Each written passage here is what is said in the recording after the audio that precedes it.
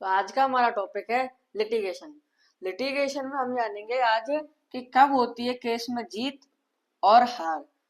तो इसको हम कुंडली से जान सकते हैं।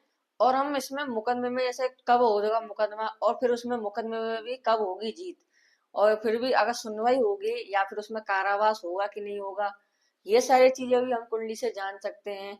और इसमें भी और भी लिटिगेशन से जुड़े हुए टॉपिक है जो कि हम कुंडली से जान सकते हैं, जैसे कि अपील कबूल होना, जमानत मिलना, और कभी कभी क्या होता है कि विरोधी हावी हो जाते हैं तो विरोधी से खतरा। इन सारी चीजों को भी हम कुंडली से जान सकते हैं। और इसमें ये जो होते हैं वो प्रश्न हम प्रश्न कुंडली से देखते हैं।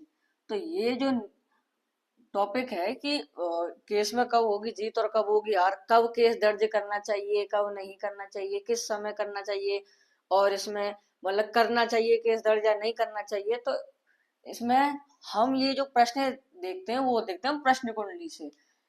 तो आज हम बताएंगे आपको कि जीत कब होगी। तो जीत के लिए सिक्स्थ सीएसएल हमारा 6-11 भाव को सिग्निफाई कर दे। और उसके बाद दूसरा स्टेप, पहला स्टेप तो क्या होता है कि हम देखते हैं योग, कि हमारा जो सीएसएल है, फर्स्ट स्टेप क्या होता है कि हमारा जो सीएसएल है वो भाव सिग्निफाई कर रहा है कि नहीं कर रहा।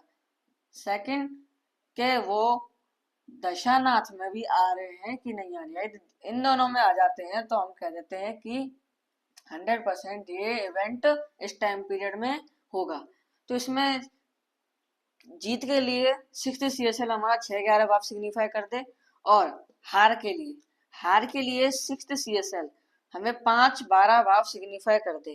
पंचम भाव इसलिए लिया है क्योंकि छठवे का 12वां, 12वां क्या होता है, हर भाव का नुकसान, जिसको हम नेगेशन कह देते हैं कि नेगेट कर दिया उस भाव ने। तो छठवा पांचवे भाव का 12वां भाव है, तो इसलिए हमने पांचवा भाव लिया है। और 12वां भाव है लॉस का। तो डिफीट में हमें सिक्स सीएसएल हमारा 5-12 भाव सिग्निफाई करता है। तो हम कह देते हैं कि इस मुकदमे में आपकी हार होगी या फिर इस मुकदमे में आपकी जीत होगी। तो हमने आपको लिटिगेशन से जुड़े हुए दो नियम बताए कि कब हार होती है और कब जीत होती है। जय श्री राम।